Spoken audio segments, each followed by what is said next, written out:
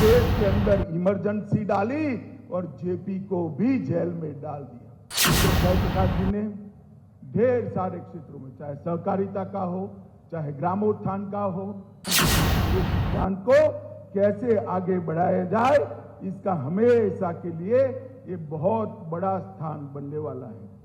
सबके हौसले पस्त होंगे। 1942 के भारत छोड़ो आंदोलन में। दोस्तों नमस्कार। आज पूरा देश लोकनायक जयप्रकाश नारायण की जयंती मना रहा है। इस मौके पर देश के गृह मंत्री अमित शाह सिताब दियारा, जो जयप्रकाश नारायण का गांव है, वहां एक कार्यक्रम के दौरान वो जेपी के बारे में बता रहे थे। सबसे पहले आप उस छोटा सा वीडियो को पहले देखिए, फिर आपको बताते हैं आगे की बात। घर से धुआं निकालकर घर में उजाला करने का काम नरेंद्र मोदी जी ने किया है। मित्रों, देश के प्रधानमंत्री को जब जजमेंट आया तब मजबूर होना पड़ा, देश के अंदर इमरजेंसी डाली और जेपी को भी जेल में डाल दिया। सबके हौसले पस्त होंगे। 1942 के भारत छोड़ो आंदोलन में जब इमरजेंसी उठी, जेपी ने पूरे विपक्ष को एक किया और उसके बाद देश में पहली गैर कांग्रेसी सरकार बनाने का काम मित्रों जयप्रकाश नारायण ने किया। जेपी ने जनसंघ को भी साथ में लिया और सत्ता के बाहर रहकर परिवर्तन किस प्रकार से किया जा सकता है, देश में मोदी जी के नेतृत्व में एक सरकार चल रही है 8 साल से, तो लोग के साथ जोड़ने का काम नरेंद्र मोदी जी ने किया है।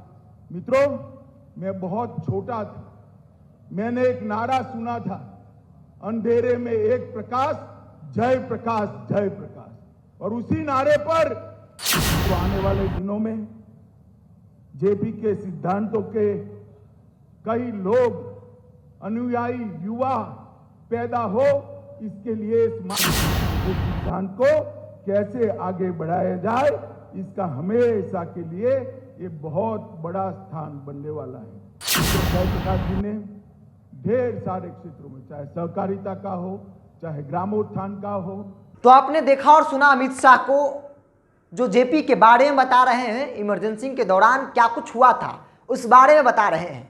और सबसे बड़ी बात है कि भाइयों और बहनों, जेपी आंदोलन ने किस प्रकार से केंद्र की इंदिरा गांधी की सरकार को सत्ता से बेदखल कर दिया, इन तमाम चीज़ों का जिक्र कर रहे हैं। लेकिन क्या अमित शाह के पास इस पूरे मामले पर जानकारी है? हम ऐसा कह सकते हैं कि अमित शाह को इस बारे में कोई जानकारी नहीं है, क्योंकि अमित शाह हर वो लाइन सामने पोडियम पर रखा वो कागज को देख देख कर पढ़ रहे हैं और लोगों को बता रहे हैं कि जेपी आंदोलन क्या था, उस वक्त क्या हुआ था, जेपी कितने बड़े महान व्यक्ति थे, कैसे उन्होंने इंदिरा गांधी की सरकार को सत्ता से बेदखल कर दिया था। इन तमाम चीजों को लेकर अमित शाह कागज पर देख देख कर पढ़ रहे हैं और बता रहे हैं। तो ऐसा हम कह सकते हैं कि अमित शाह के पास जेपी के बारे में बताने के लिए कुछ भी जानकारी नहीं था। आमतौर पे देश में कई ऐसे नेता हैं जो महान पुरुष के बारे में जानते नहीं है, लेकिन ज्ञान देने में सबसे आगे होते हैं। और सबसे बड़ी बात है कि कई ऐसे भी नेता होते हैं जो नेताओं को या महापुरुषों को जाने हैं, समझे हैं, पढ़े हैं, जेपी को जाने हैं। बहुत सारे ऐसे नेता हैं जो जेपी को करीब से देखे हैं, जिन्हें देखने का सौभाग्य प्राप्त नहीं हुआ, उन्होंने जेपी को पढ़ा है। और वो कभी किसी मंच पर दिख जाएंगे तो उन्हें किसी कागज का, किसी पेपर या किसी अखबार की जरूरत नहीं पड़ती है। वो धारा प्रवाह उस अपने अनुभव को, अपने पढ़े हुए लिखे हुए अपने ज्ञान को लोगों के बीच बताते हैं कि जेपी क्या थे, जेपी का आंदोलन क्या था, किस प्रकार से जेपी मूवमेंट चला, कैसे इंदिरा गांधी की सरकार जो है वो सत्ता से बेदखल हो गई। लेकिन खैर, हम बात कर रहे थे अमित शाह के इस भाषण को। अमित शाह आमतौर पे कई भाषणों का आपने देखा होगा, तो एक बात बहुत नोटिस करने वाली होती है कि अमित शाह बिना पेन पेपर के कोई भी भाषण नहीं देते हैं। वो जब भी किसी रैली को या जनसभा को संबोधित कर रहे होते हैं तो उनके सामने एक बड़ा सा पेपर होता है जिसपे वो लिख कर या लिखवा कर लाए होते हैं उस बारे में कि क्या मुझे बोलना है, कैसे बोलना है, इन तमाम चीज़ों को लेकर।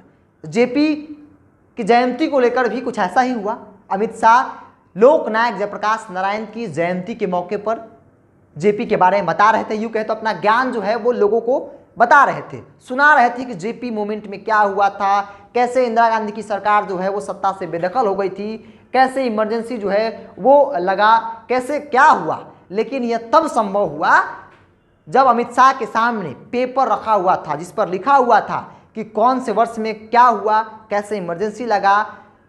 सबसे बड़ी बात है कि जब अमित शाह ये बोल रहे थे कि यही वो धरती है, गांव का नाम लिया उन्होंने पेपर में देखकर, जो सामने कागज रखी हुई थी उस पर देखकर पढ़ा कि यही वो गांव है जहां पे जयप्रकाश नारायण जो है वो जन्मे थे।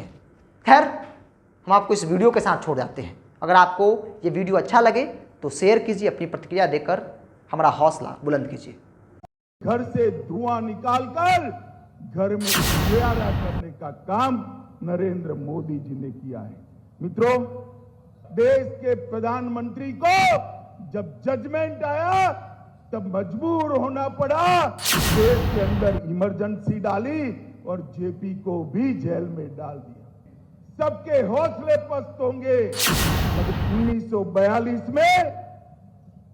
1942 के भारत छोड़ो आंदोलन में जब इमरजेंसी उठी, जेपी ने पूरे विपक्ष को एक किया और उसके बाद देश में पहली गैर कांग्रेसी सरकार बनाने का काम मित्रों जयप्रकाश नारायण ने किया।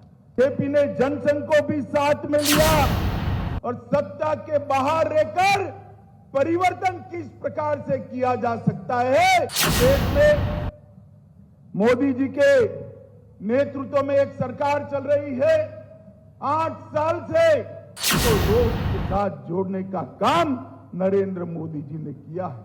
मित्रों, मैं बहुत छोटा था, मैंने एक नारा सुना था, अंधेरे में एक प्रकाश, जय प्रकाश जय प्रकाश, और उसी नारे पर तो आने वाले दिनों में जेपी के सिद्धांतों के कई लोग अनुयायी युवा पैदा हो, इसके लिए इस सिद्धांत को कैसे आगे बढ़ाया जाए, इसका हमेशा के लिए ये बहुत बड़ा स्थान बनने वाला है। जयप्रकाश जी ने ढेर सारे क्षेत्रों में, चाहे सहकारिता का हो, चाहे ग्रामोत्थान का हो,